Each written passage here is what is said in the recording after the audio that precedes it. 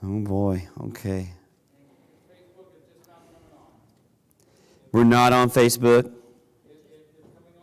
Oh, okay. The internet was fussy tonight. I had to keep switching back and forth.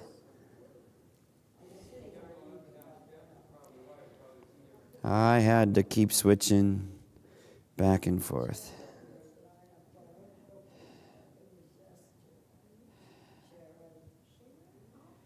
Okay, I don't see anybody on here. Yeah, okay.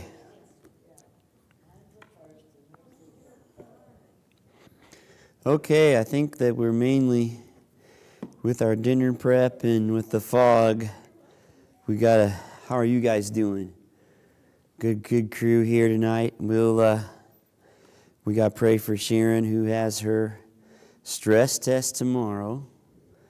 And so she's not here tonight. And Margie's blood BP has been running a little high. It's really foggy over there. And yeah. And then it cleared up out here. Okay, well, it's starting to set in here, so I want to be sure everybody's safe. So, real quick, we'll just kind of do this devotion style. We've got one person online, and I'm not sure who that might be. We might get some more joining us. But we're talking about the Jesus style, and tonight's lesson is called the Power Pyramid. Have you guys ever seen a pyramid? Just a pyramid, the shape of a pyramid. It's basically a what? Triangle. And the Power Pyramid. Oh, how's the fog, guys? Okay, we're gonna give a quick devotion and then pray. And there's some folks getting downstairs set up a little bit, and they're checking on our dishes and silverware. I think we got the table set up, and we've got one person online. I want everybody to be safe. So if you've seen a Power Pyramid, you've got the person at the top, right, and then everybody else kind of falls to the bottom, and the person at the top is kind of in charge. Think about if you were in charge of something, what you would do.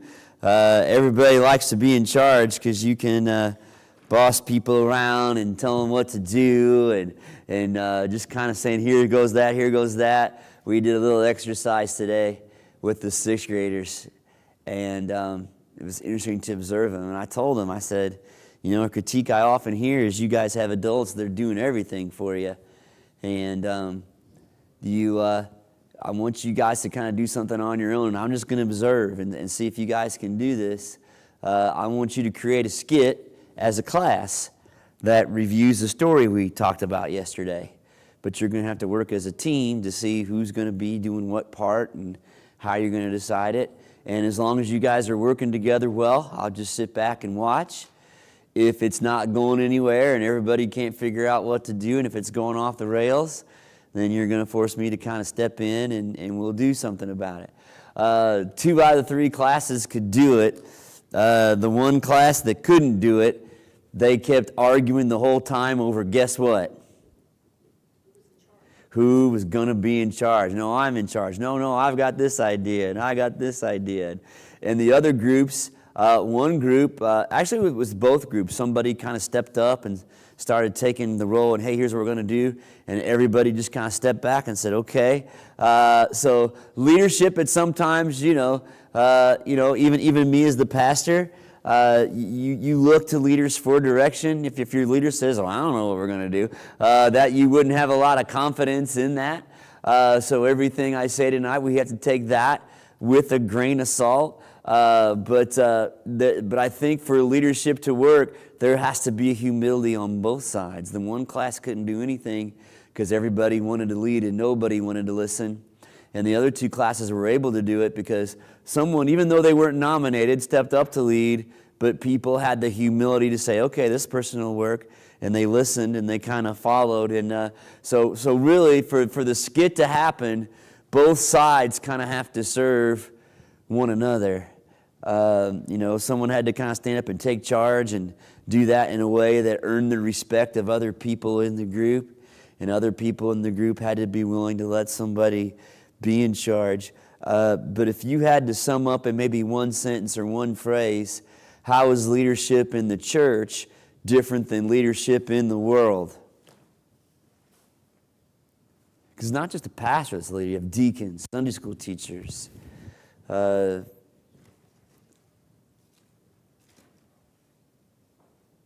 is leadership in the church different than leadership in the world? If it's correct, if it's God-based, Bible-based, then it's led by the Spirit. Okay. Excellent. Oh, yeah. Leadership in the church should be led by the Spirit. Okay. How else is leadership in the church different than leadership in the world? Two different purposes. Okay. What do you mean by two different purposes? Well, I think leadership in our church is really for worship, for reaching out to God, trying to witness to others, to mind the business of the church, whereas the worldly leaders take care of political stuff. Okay. Political things. We're kingdom of the world and kingdom of God, maybe so to say. We're serving two different kingdoms. Well, I think Jesus would say the leadership of the world is pretty much pyramid style. It's top down. And Jesus, well, I'll tell you a little quick story since we're doing this devotion style tonight. The mother of Zebedee's sons came to Jesus with her sons. I'm in Matthew 20 tonight. Matthew 20, verse 20. The mother of Zebedee's sons came to Jesus with her sons. She kneeled down to Jesus and asked a favor of him. Well, what do you want? He asked. And she said, grant that one of my two sons, I want one to sit at your right and the other to sit at your left in your kingdom. Well, that's a pretty bold mom. And thank you guys. And we'll let you give us a chance to speak and whatever we can do to help. We went and got started for the broadcast. But thank you. No, we're talking about leadership and the style of Jesus. And the mother of, by the way, who were Zebedee's sons? Who were they? James and John were the two. Are you having to take off? No. Oh, you're staying? Okay, because if you need to take off, I'll let you give some announcements now. Okay. Thank you. Carol's going to head up our lunch on Saturday. So, James and John, that's quite an ask. Jesus, I want one of them to be at your right hand and one of them to be at your left hand. And Jesus says, you don't know what you're asking. Jesus said to them, can you drink the cup that I am going to drink? And they said, of course we can. What kind of cup do you think they're thinking about? Probably wine. Yeah, when the king is seated at his throne, he's got the head of the table cup, right? And he holds it up and makes a toast or makes a proclamation or whatever. And no wonder they're like, oh yeah, we can do that, right? Sure, we can do that. And Jesus said to them, well, actually, you will drink of my cup. But to sit at my right or left is not even for me to grant. Those places belong to whom they've been prepared by my Father. And when the other 10 heard this, they were indignant. They were pretty frustrated. They were pretty mad at the two brothers. That'd be like my 6th grade class. If two people said, all right, we're second and third in command, the whole class. If they weren't in on that, they're going to be upset. But first of all, when Jesus said, you will indeed drink from my, we know. When Jesus said, you will indeed drink from my cup, what does he mean? Yeah, my cup is suffering. My cup is servanthood. My cup, and you don't know this yet, but you will be drinking of that cup. But even so, who sits at my right and who sits at my left, the Father will prepare those places. So anyway, the 10 got word that they're making that request, and nobody called us to that business meeting, right? You didn't notify us, and what's going on, and you can only imagine how that conversation went.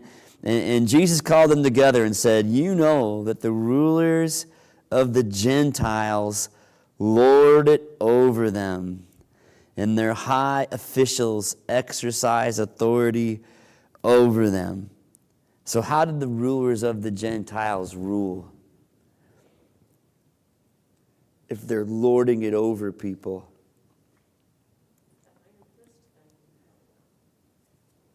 And the Romans would be probably classic example of this. How did the Romans rule?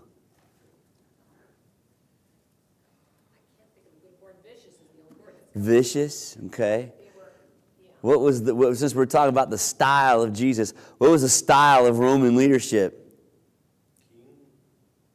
Okay, what was that king's style? How would it be harsh? I mean, he executed people that didn't agree and whatever. And Okay, serve him yeah. And bring all your stuff to him. We're in charge, and one of my students we did a leadership project, and one of my students played the role of imperialist. He wanted to build an empire, and it was really interesting the phrases he chose. He's like, "Yep, we're going to take charge," and he's like, "I'm going to tell people we're going to do this the easy way, or we can do this the hard way." What was my student implying as the imperialist global? He was playing a role, thank goodness, I think.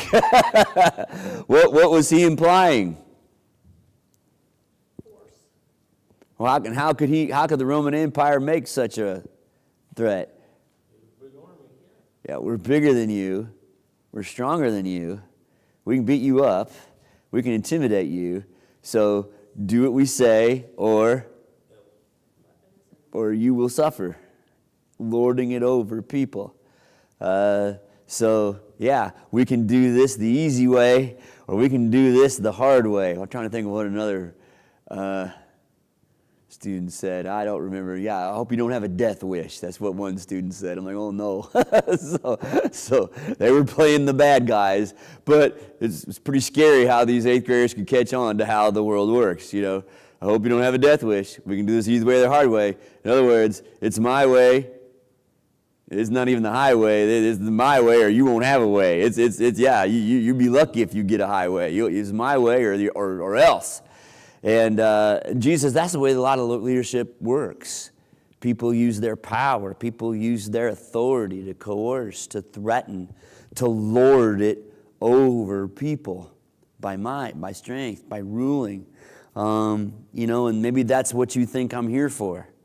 Because the Israelites were tired of the Romans doing that to them. And of course, once the Israelites got, according to them, what do you think the Israelites are going to act like if they get their wish? Right? If the Israelites are back in charge again, what do you think they're going to want to do? They're wanting to build an earthly kingdom. They want to bring back the kingdom of David. They want to be in power again. And how do you think they're going to act? Probably the same way the Romans acted towards them. So Jesus is out to break some cycles. So yeah, you're going to be at the Romans. Who's going to be your president and who's going to be your secretary of state? And Jesus is like, no, not so with you. Verse 26. Instead, whoever wants to be great among you must be your servant, and whoever wants to be first must be your slave. Just as the Son of Man did not come to be served, but to serve and give his life as a ransom for many. How was Jesus' style? The extreme exact opposite of the Romans and the Gentiles. And the Romans said, we can do this the easy way or the hard way. It's our way or else. How is Jesus the exact opposite? He actually does give them a choice. Yeah. Your choice, and he did every day Yeah. in love. He was serving them. He wasn't trying to. Yeah. If you think about it, Romans are going to inflict pain on you unless you do what we say. Jesus says, I'm going to serve you to the degree where I'm going to inflict all the pain and evil of the world on myself. If you think about it, it's the exact, it's totally upside down. Now, I'm not trying to say this tonight to make any kind of geopolitical points. I don't think Jesus was either. I'm just trying to say Jesus is trying to teach once again, there is another way. My kingdom does not work like the kingdom of the world. Church leadership shouldn't work like. I remember going to a fairly, I'm not going to name names, but I remember going to a very popular church of its day with a very popular leader in his day.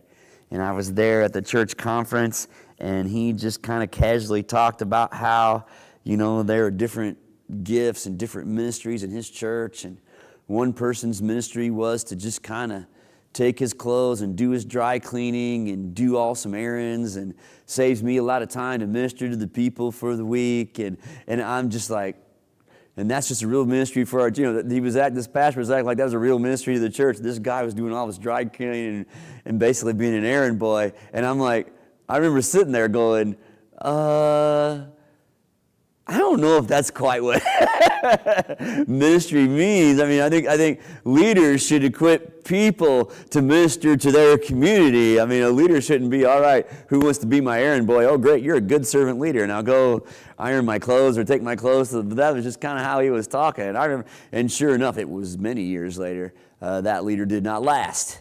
And we've seen some different stories of leaders that have abused their power in churches. Why? Because it was very top down. Now, like I said before we started, I don't think we want a church leader that goes, well, I don't know what we're doing. At some point, you have to have some leadership and direction and confidence. I'm not knocking that. But it also has to be led by servanthood. And instead of top down, we're building ministry leaders to build up. And so the style is backwards. And that's what Jesus is trying to teach his disciples. We want to be number one. We want to do this. We can't wait to tell people what to do. And that's not the way my kingdom works. We are going to serve. Instead, I didn't come to rule over you like that. I came to die on the cross for you. And those that want to follow me will have to take up their cross and deny themselves. You're going to have to be a servant too. And, Jesus created that for us. We talked a lot about that on Wednesday nights, that he created so many scenarios to where he was not forcing himself on us. We chose him. Are we doing the same thing to our communities? We don't want to manipulate people or boss people around into accepting Christ, or you better accept Jesus or else. That's not going to go very well. Couple of our global empires wanted to share Christianity. I'm like, I said, good luck sharing Jesus after you conquer them. You don't want to drive through tanks and then say, oh, well, Jesus loves you. And they're like, oh, no, that will work. It's like, yeah. So, yeah, but yeah, same thing with us. We can't force people into loving Jesus. We can't order people into loving Jesus. We can't coerce people into loving Jesus. He says that's how the world works. I mean, if we could just make it a law, right? Everybody's got to follow Jesus, the end. Or you go to jail. Is that anywhere in the Jesus ministry? I mean, if we got enough Christians together and made enough votes and passed enough laws, we could probably pull that off. But Jesus says that's not what I've come to do. And there's a lot of us, oh man, we'd love to be what James and John wanted to be, just to be empowered and tell everybody what to do, and this is how it is, and this is how it goes, and this is how, wouldn't that be great? Jesus says that's not the way it works. And if I did do it that way, what are people going to think of Jesus? What are people going to think of us? You're no different than the Romans. Yeah, they didn't like the Roman Empire very much. Yeah, they're going to want to break free from it. Jesus wouldn't be something compelling or lovely or beautiful. Jesus would be some kind of tyrant that everybody want to break free from. So I'll leave that where it is.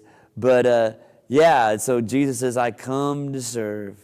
So maybe just as we close our devotion tonight, again, I'm not trying to make geopolitical points, but let's just try to be really simple tonight. In your everyday world, as you're working with other people, think about this. Am I wanting them to serve me? In other words, I want to get other people to do what I want them to do, and this is what I want, and this is where I think it should be. And so, as a teacher, this is really hard because some degree I gotta be in charge of the classroom, but at the same time, I gotta serve my kids and love my kids and know what's best for them and design lesson plans that are good for them in a way that serves them. I still gotta be in charge because that would be chaos, but I still gotta serve my kids and love my kids and put them first. And the classroom exists for them. It doesn't exist for me. Same way with church, and the same way with, what, as you're thinking, am I expecting the world to bow down to me and do what I want? The people that I work with, am I more concerned about getting my way and doing what I want and getting people to agree with me? Or just very simple, like just think about your day tomorrow. Are you wanting the world to revolve around you, or are you ready just to serve the world? Jesus says you've got to be a slave to all. And Gail Irwin talked a lot about that word. Nobody signs up to be a slave, but I think Jesus is extreme to make a point. We're here to serve. And if you're here to serve the world and show them, what difference does that make to serve the world instead of the name of Jesus? Instead of, I'm going to rule the world or rule over you or boss you or be the boss in the name of Jesus. What's the difference? I think it all boils down to motive. Okay, that's exactly what we're talking about. Why does the motive make a difference? It's who we do it for. Yeah. I really don't think Jesus came with the motive of ruling the world Yeah. as much as setting an example for the disciples of the Yeah. point so that they could end up where we're all going. Yeah. Saving the world. Leading the world to heaven. Yeah. Yeah. Yeah. If you want to rule over the world, it's all about who? Me. If you want to rule over the world, it's all about me. Yeah. And you're going to use people to get what you want. Don't people know that when they're being used? Maybe not always. Maybe not always. Yeah. It's hard to know. But yeah. You can tell when someone's putting other people first, or where they're using other people to put them first. Maybe they can't always tell. I think they probably can, but they don't know what to do about it. They don't know what to do about it, maybe. Yeah. It's a rare thing these days to find people that say, no, I really want to help you. I really want to put you first. That's why we exist. And I think if any group or organization should be that, shouldn't it be the church? We're here to serve. The community's not here to serve us. We're here to serve the community. What can we do? What can we help to make Christ's name more glorified? Yeah, that kind of broke my heart. The leader was like, that's service, whoever can serve me. And he was kind of at the top of the pyramid. It's like, no, I don't think that's what servanthood should be about at all. It's how can we serve each other? How can we serve our community? So think about that this week, and I'll think about that too. Just in my day tomorrow, did I expect others to serve me? Did I expect the world? Did I expect to kind of rule over the world, right? Or did I really look for a way to make a difference in others? Because a lot of us, let's be honest, we're not going to be involved in geopolitics or anything like that. That's not even an option for us. But most of us just kind of our normal everyday lives. We're not running for mayor or dog catcher. We're not running for much of anything. But I guess we can be involved in politics. That's always something to watch out for, and how we vote and what we do. But most of us are just kind of living everyday lives. And how do I? Yeah, am I serving my family? Am I serving my community? Or am I expecting the world to serve me? We kind of had a lesson on that last week, having the boundaries to keep it safe. So that's what I'll just kind of leave you guys with tonight, as it's already running a little later than I wanted it to. Just the Jesus style of serving instead of lording it over people. And coming to God. We don't want to be like James and John's mother to Jesus. Oh, Jesus, where shall you put me in charge today? Jesus, where can I serve today? We don't want to ask Jesus to bless us in the name of the world. Jesus, put me in charge of a bunch of stuff, makes a bunch of people obey me. Well, listen to your prayers. Are they more prayers of a servant, or are they more prayers of, Jesus, I want to be in charge of stuff, so can you help me do that? And instead of Jesus, here am I, send me.